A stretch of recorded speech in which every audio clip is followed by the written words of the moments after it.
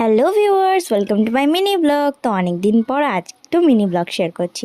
তো দিনটা শুরু হলো পার্সেলটা থেকে। তো ফ্লিপকার্ট থেকে এসেছে একটা দারুণ শার্ট, যেটা ছিল ট্রান্সপারেন্ট, এর ভেতরে কিছু একটা দিয়ে পরতে হবে, খুবই সুন্দর ছিল। তো আমি সেটাকে একটু ভালো করে দেখছিলাম যে সব ঠিকঠাক আছে কি না। তো দেখার পর তারপরে দেন আর একটাও পার্সেল চলে আসলো, সেটা আসলো পার্পল থেকে। তো পার্পল থেকে চলে আসলো এই পার্সেলটা।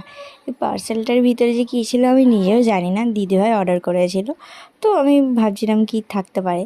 তো তাড়াতাড়ি এটাকে আনবক্সিং করলাম, করে দেখলাম ছিল একটা অ্যাকোলজিকের সানস্ক্রিন, আর তার সাথে ফ্রি দিয়েছিল মামা একটা সানস্ক্রিন, আর ছিল ওই সেন্ট মানে পারফিউম। দেন বিকেলে চলে গেলাম প্র্যাকটিসে।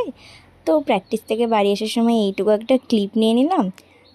দেন বাড়ি আসার সময় চলে গেলাম একটা চায়ের দোকানে, এখানে আমরা মাঝে সাঝেই আসি।